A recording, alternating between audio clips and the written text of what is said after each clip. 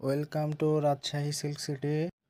এখানের পরিবেশটা অনেক সুন্দর, মানে ছবি তোলার মতো একটা সুন্দর মনোরম পরিবেশ, অনেকটা ভিআইপি পরিবেশ। তো আমরা ভিতরে যাওয়ার চেষ্টা করছি, ভিতরে আমরা অবস্থান করছি আর কি। এখন উপরে যাবো আমরা, দেখবো কীরকম পোশাক পাওয়া যায়। এখানে সাধারণত ভিডিও করা নিষেধ, এটা উল্লেখ করে দিয়েছে, এই জন্য আমরা চুপি চুপি ভিডিও করছিলাম ফটোশ্যুটের মাধ্যমে। এখানে সাধারণত ছেলেদের এবং মেয়েদের উভয় রকমের সিল্কের কাপড় রয়েছে, লোয়েস্ট 2600 থেকে শুরু করে 30,000 টাকা পর্যন্ত।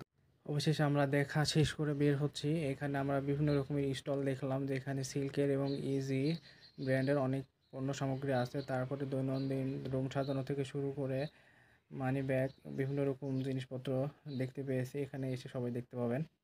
সিল্ক সিল্ক শোরুমের পাশে এখানে সিল্কের সুতা তৈরির কারখানা। এখানে গুটি পোকা থেকে সুতা প্রক্রিয়াজাত করা হচ্ছে। আর পাশে রয়েছে গুটি পোকা, এখানে সিদ্ধ করে গুটি পোকাগুলো রোদে শুকাতে দেওয়া হয়েছে, এখান থেকে সুতা প্রক্রিয়াজাতকরণ করা হয়। এটাই সেই রেশম পোকা, অনেকে একে গুটি পোকাও বলে। আর গুটি পোকা সাধারণত এইভাবে পাতা ছিদ্র করে খেয়ে খেয়ে বেঁচে থাকে। এই পোকা সাধারণত এইভাবে বক্সে পাতা দিয়ে চাষ করা হয়। আর এই পোকাগুলো সাধারণত সিদ্ধ করে রোদে শুকায় এভাবে রূপ ধারণ করানো হয়। আমি সব ভিডিও অন করে রেখেছি। এই পোকা তো আমাদের এলাকায় অনেক, এটাই রেশম পোকা। এখান থেকে অনেক সুন্দর সুন্দর, আচ্ছা এই হচ্ছে সেই পোকা। ঠিক এইভাবে পোকা থেকে সুতা। এখানে আবার এটা কখন কি করে এটা? সেই 90 দশকের হারকিন আমাদের চোখে পড়লো। এইখানে সাধারণত তাপ দিয়ে রং প্রিন্ট করা হয় আসলে মসলিন কাপড়ের উপরের স্তরে।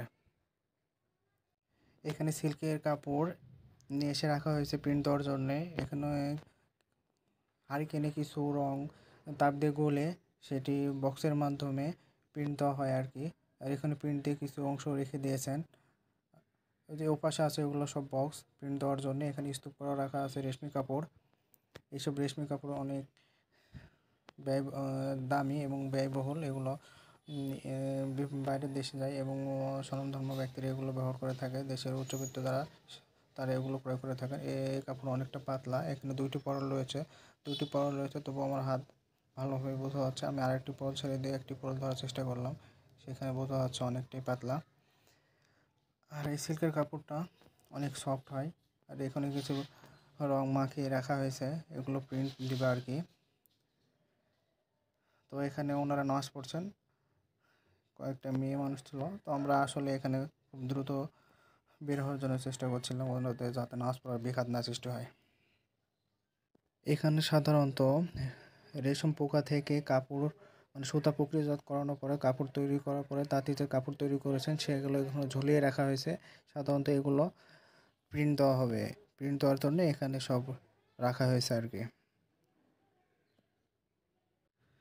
গুটি পোকা বা রেশম পোকা থেকে সংগ্রহ করা সেই তন্তু লাসি আকারে মেশিনে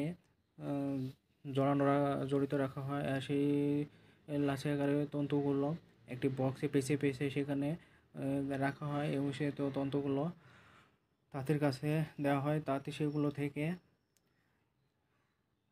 তাঁতের মাধ্যমে কাপড় তৈরি করে থাকেন। সেই কাপড়গুলো কিছুদিন পরে প্রিন্ট করে সেগুলো প্রক্রিয়াজাতকরণ করা হয়। এখানে সাধারণত সুতা, মানে তন্তু কীভাবে সংগ্রহ করা হচ্ছে সেটা এখানে দেখানো হচ্ছে আর কি। আর এই প্রতিটা সুতা এখানে দেখেন কিভাবে সেট করা হয়েছে এবং তাঁতিরা কীভাবে তাঁত বস্ত্র তৈরি করছে। এটা মেশিন ছাড়া পুরোপুরি অসম্ভব। এখানে অনেকগুলো তাঁত বস্ত্র রয়েছে এবং তাঁতিরাও রয়েছে। তাঁতিরা বিভিন্ন কাজে কর্মকাণ্ড করছে আর কি। এখানে তারা রেস্ট নিচ্ছে কয়েকজন তাঁতি। তো দেখে অনেক ভালোই লাগলো। এইভাবে সাধারণত রেশমি কাপড় তৈরি হয়ে থাকে, যেটা আমাদের দেশের কদর এবং বিদেশেও কদর এর অনেক। এখানে সাধারণত একটি মেশিন থেকে 30-40টি বক্সে সুতাগুলো পেঁচিয়ে পেঁচিয়ে সংগ্রহ করা হচ্ছে।